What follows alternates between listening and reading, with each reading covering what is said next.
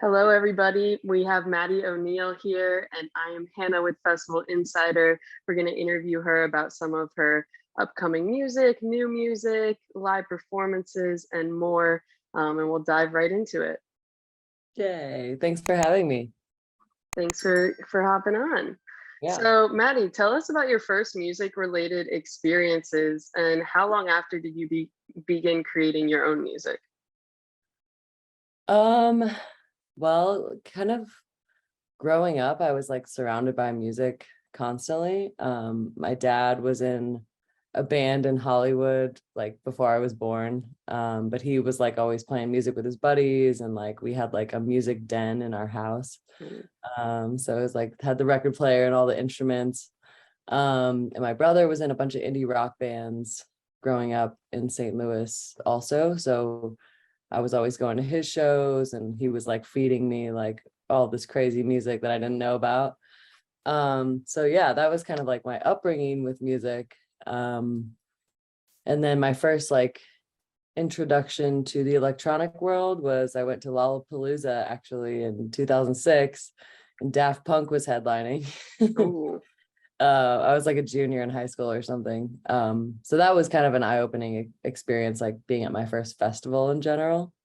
Um, but yeah, then I moved to Colorado to go to school in 2008, and there was just so much happening out here, like right in front of my eyes. The electronic music scene was just kind of taking off in Boulder and in Denver. But yeah, I just started going to a bunch of shows and Red Rocks, and yeah, it was game over from there.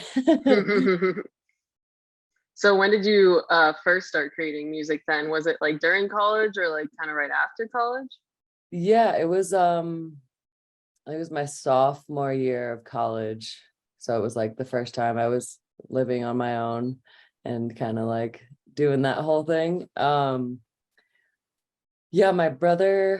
I gave my brother the music software that I used to produce for Christmas, and he gave me like the demo version that it came with. It came with like a second copy, and he was just like, you should hang on to this and just like see if you ever get around to it or see what you can do. So I just like instantly put it on my computer and went to Guitar Center the next day and bought like a MIDI controller and started just like throwing every sound I could find into it and just like messing around. And yeah, I was just like hooked. So I just got curious and started digging on YouTube and trying to learn like as much as I possibly could about what the hell I was doing, because I had no idea. Very cool. That's cool that Yeah. you just like hopped right into it and started teaching yourself. That Yeah. kind of goes into another question I have. So you're a self-taught producer. Yeah. What are some tips that you have for, people that are trying to get into production and are just trying to teach themselves as well? Um, Something that I tell everyone like I teach too, or I used to teach, is just like it takes time, like that first like hump of figuring out how to do what you want to do and like learning how to navigate the software is kind of like the most frustrating part, because it's just like tedious and like, there's so much to learn.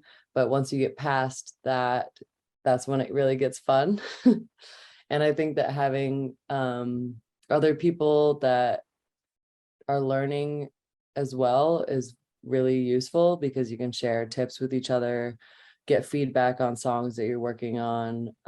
Just kind of like having like a buddy or like a community of people or whatever goes a long way, because it can be like super daunting sitting in front of your computer for hours on end like watching YouTube videos. Hmm. So, yeah. Yeah, for sure. Yeah, I've found that I'm not the best at just sitting and watching videos to learn. It definitely helps when you have someone by your side. Yeah, to make it fun, or like take breaks, or like look what I learned today, like, you know i I had that eventually, so, and that's when it really clicked for me. So Cool. So yeah. you mentioned that you grew up, did you say St. Louis, Missouri? Yep. So Missouri girl. how do you feel that growing up there affected your sound at all or your musical journey, or maybe it didn't? Some people say that their hometown didn't really influence their sound, but most of the time that's the case. Yeah. So I didn't really get into like the electronic scene in St. Louis, because I left there fresh out of high school. And I wasn't, I wasn't really into like EDM or anything in high school. But there was a really cool like indie rock scene there, which I was like fed from my brother, and seeing all of that and like the art community. So I think that definitely had an impact on me. And I'd like to think that like my music kind of has this little element of like this like indie influence to it. So I think that that's there for sure in where I've come to be sound wise. But yeah, I think it was heavily influenced from being in Boulder and watching that whole scene happen. But obviously your upbringing and listening to funk and soul and indie, all of that is like part of me. So I think that definitely influenced it a lot too. For sure. So now living in Denver, a huge scene, bass music scene there. What's it like living there, being a part of that scene, and how do you feel that living in Denver has influenced your sound? I love it here. The secret is out apparently. Because everyone is just moving here and it's just like it's crazy, which is fine. I think it's really cool to be here and to see it all kind of like grow to be what it is now, and like knowing that I was like a small part of that too, because I've been here for like 14 years at this point. And just kind of like seeing the community flourish and like trying to give back to it now too is like really important to me. So that's really awesome. And I think one of the coolest parts about Denver is that people, artists of all types, like musicians, painters, like everyone kind of works together and like wants to collaborate and do these cool things like as a unit, and other places that I've been, it's not like that. It's a little more like competitive, or people are like, I'm in this lane, like I'll be over here kind of thing. So I think that's the coolest part about Denver, is it like feels very community based and like collaborative. Yeah, But for sure. yeah. Yeah. I definitely felt that last time I visited. It was really cool to see everybody working together like that. Yeah, Um, everyone's so welcoming, and like they're all about the same lifestyles. Like everyone mhm. like outside and goes snowboarding, and where everyone's just like very like-minded, which is cool. Yeah, it's great to be around that. Who are some like local Denver artists that you're inspired by, or that that you might collaborate with or hang with and create music together? Um, so there's so many people out here. There's like my original crew was like the Super Best Records crew, which was like Michael Menner and Late Night Radio and Mikey Thunder and Mux Mool. So like those are like the first people that really became like my family. We were like, let's team up and support each other and do this. So they're still around, and I'm always inspired by, you know, that crew. Closey just moved to Denver, and we've been kicking it a lot. So she Nice. is a badass. She's always inspiring. It's good to have her here. And just like the bass world in general is exploding out here. There's a lot of really awesome artists locally, like Killsmith and Mr. Bill. Of the Trees lives here too. It's like everyone lives here. Yeah, all the Yeah, greatest. yeah, there's a lot to be inspired by for sure. So yeah, I mean, I wish I had more time on weekends to like go out and just go to like the Thursday night Cervantes. I used to do that like every week, but Yeah. sometimes you need to take some time for yourself. Yeah, I can imagine having so many like DJ friends, like, it's impossible to hit all their shows. And like somebody's in town, you're like, oh, I haven't seen you in years. I'm like, but I can't go out every single night. Yeah, I feel that. Living in New York City is very similar. It's like there's Yeah, always so much to do. You have to be selective. yeah. So you have an album coming up September 20th. What kind of sounds can we expect to hear, and where did the inspiration for this project come from? So yeah, I'm really pumped about the album. It's called Ricochet. kind of like the whole theme behind it and like the ricochet thing was like, obviously the last couple of years we went through a lot of shit, just like 2020, like questioning everything. Like it was scary. I didn't know if I had a career anymore. I was like, it was terrifying and like going through all the motions. So I definitely reflected on my whole journey throughout that and kind of like arrived at this.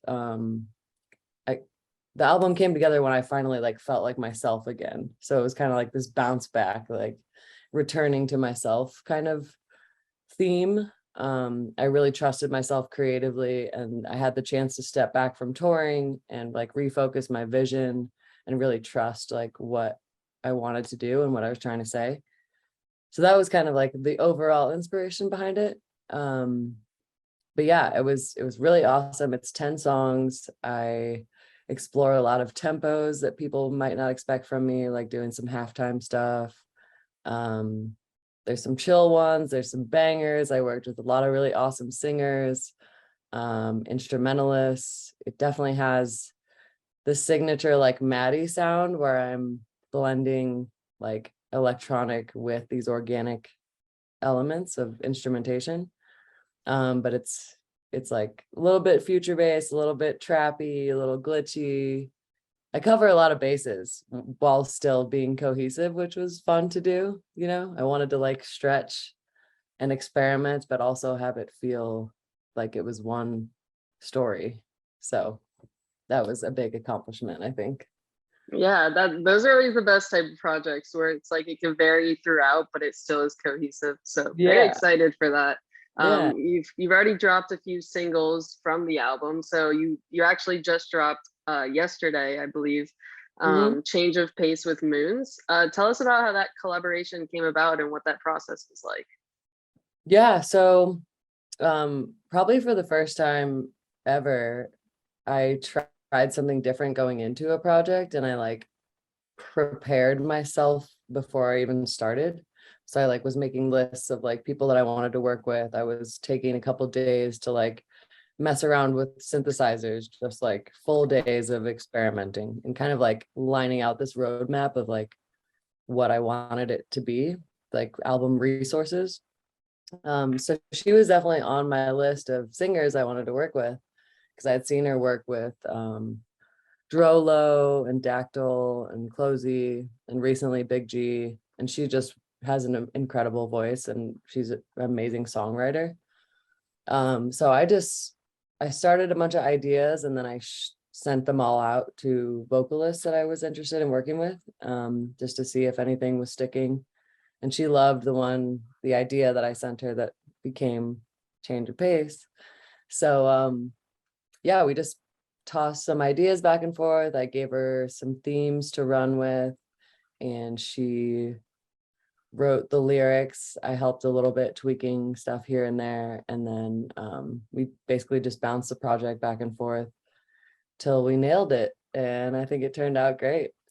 I agree, Yeah. 100%. Yeah, I've been listening to it a lot today. Oh, thanks.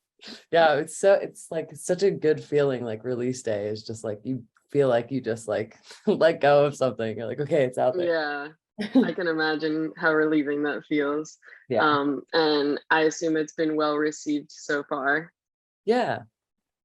Very Yeah. awesome to Waiting hear. for that Friday release radar. That's Oh really when yeah. people hear it is on Fridays. So over the past about 5 years, you've played like hundreds and hundreds of shows. What has been your main takeaway from touring? Um, oh man. It's definitely it's amazing, like getting to travel the world and see, meet people everywhere. Definitely what it has taught me is to like be adaptable to like any scenario. And sometimes like life moves really, really fast when you're on the road. So like trying to like take those moments in between to be like, okay, that just happened. Now Hmm. we're here. Um, so yeah, over the years, I think I've learned to really just take those moments in between things because life does move really fast on the road. And you meet a lot of people, and then you meet new people the next day, and you're in a whole new city and you're trying to take it all in. So yeah, I've been trying to like practice certain things on the road to be more present and like aware of where I'm at and the people that I meet, and so it doesn't become a blur because Mhm. that happens too. Yeah, I can imagine, Yeah. definitely. So you've performed festivals, venues, I'm sure all different types of places. Do you prefer performing at festivals or small venues more? Um, I love them both in their own ways. Festivals are always amazing. I love playing outside. Um, and when you're at a festival, you get to utilize all of their production, which is fun because you can't really afford that crazy of things on your own. So that's the best part about festivals is you get to like have this elevated version of your live set, utilizing all of that. And people come to festivals from all over the country. So it's kind of like this mixing pot of an audience. Um, but yeah, I've been doing more and more of my own headline shows at smaller venues, which is really cool too, because I feel like I'm really getting to connect on like a more intimate level with people, and that's when I really like try out new songs, or like I get to like do weirder shit in those Mhm. environments. So that's what I like about that. Yeah, definitely. There's definitely benefits to both sides. From my perspective, I feel similar. It's like they both have their perks. Yeah. But yeah, festivals, it's always cool to see a small artist in a grand setting. Yeah. Um, so you've got a bunch of shows and festivals lined up still. Is there any specific festival or city that you're most excited for? Um, I'm playing same but different in California next month, I think. And that I've seen like videos of it, and it's like on the beach, or like it's on like, I think it's like a lake, but there's looks like a beach. So that looks awesome. I'm doing Lost Lands, which I've heard a lot about. Everyone told me that it's like the Super Bowl of bass music. Hmm. So I'm excited to see what that's about. Um, what else? Halloween is always a favorite. Yes, I'm going. Yeah, It's my Sawani, favorite. amazing. I actually might be able to stick around on Friday this year because I play on Thursday and then I have a show on Saturday. So I might just actually get some hang time there, which would You be nice. should. Yeah. Yeah, So it's a must. that's a favorite for sure. Definitely. So, what do you think has been your biggest career highlight so far? Um, I mean, there's so many like just like milestones. Like every time I like, you know, when I first started, I was like, I want to play Red Rocks. Like I could, if I play Red Rocks, I can die happy. Like that's it. You know what I mean? So like Red Rocks has always been a big goal. And now I'm lucky to have played like 3 different times. So like those are like my fondest memories ever, is just being there, and my family's there. And it's just like, it's just a special place. Hmm. Um, I definitely think that this album feels like a brand new chapter for me. Um, I just feel like I'm finally like confident and comfortable in the direction that I'm going, and I'm not trying to like be like anybody else or like adapt to be more popular or whatever. It feels good to be able to be like, this is me and this is what I'm doing, and Hmm. I don't give a fuck. You know what I I mean? love it. So it's a cool feeling to be able to like finally feel that way, because it took a long time to get there. So Yeah, I'm sure. Well, I'm very excited to hear the album. We got what, about a month left. yeah, Um, Yay! yeah, I'm really. So, so I recently interviewed your friend and frequent collaborator, Marvel Years, and he had great things to say about you. I Yeah. was wondering if you could create a song with Marvel Years and any other artist, dead or alive, who would it be? Who do you think would complement both your sounds really well? With me and Marvel Years? And any artist, dead or alive.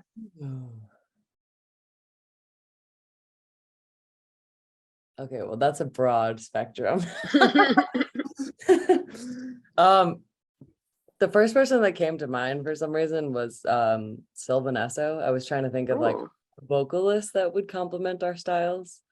And that would be really fun because Corey and I always, the two collabs that we've had female vocalists on, and it just seems to complement our style. So that was someone that I initially thought of.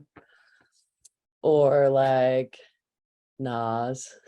interesting. Interesting. I don't I know. think I can imagine that. Yeah.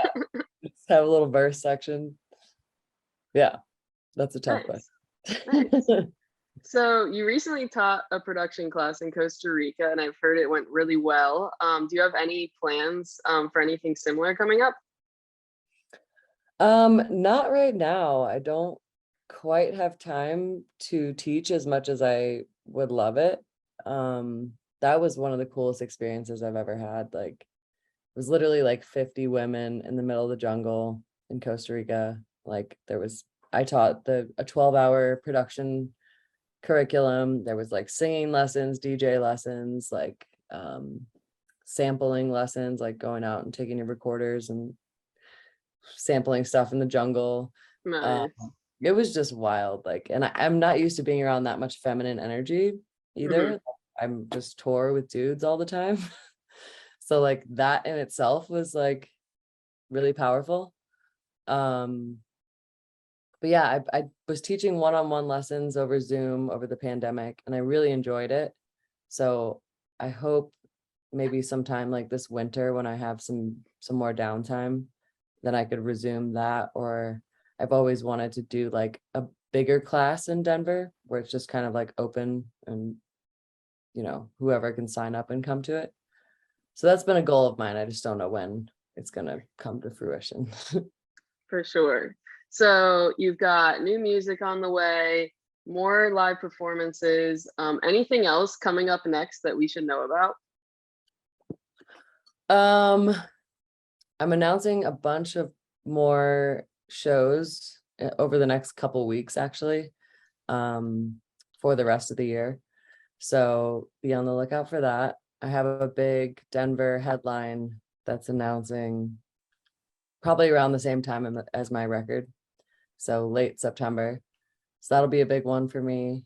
And yeah, I've been staying busy with this album rollout and just excited to get that out there. And we'll probably do some sort of remix album or release some VIPs of those songs too. So yeah, there's lots to look forward to. Cool, all very exciting. Yeah. So what are some things that you've been listening to lately? Any artists or specific songs that have, just you've been enjoying or been inspired by? Um, well, I forgot that my dog was over there. I love this artist, Jerry Folk.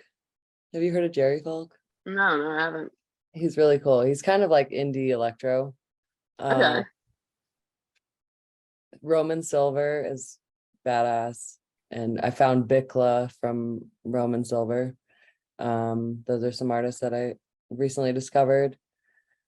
Do you know about Still Woozy? Yeah, I love Still I love Woozy. Still Woozy. He's kind of like my go-to where I'm like, I don't want to listen to like heavy bass music right now. Just put on Hmm. something like that. Who else? Oh, this Australian producer Ashes, Hmm. with a Z.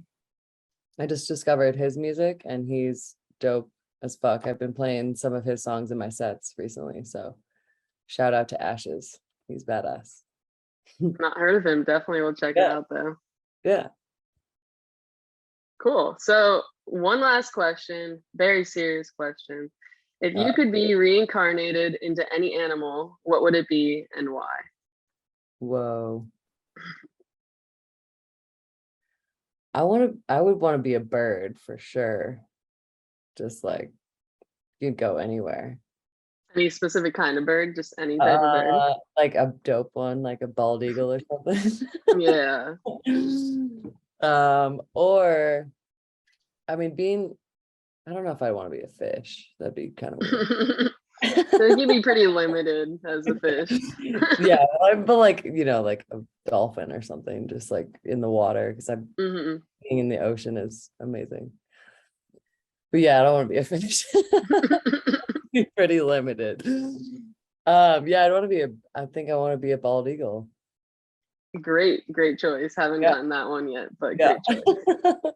Cool. Well, that's all I have for you today. It was so great chatting with you and learning more about you. Lots of exciting things coming up to look forward to. So thank you so much for chatting with us. Yeah, thanks for having me. Hey Insiders, thanks for watching this video. If you're new here, please consider subscribing to our channel or feel free to check out our recommended videos. Thanks for watching.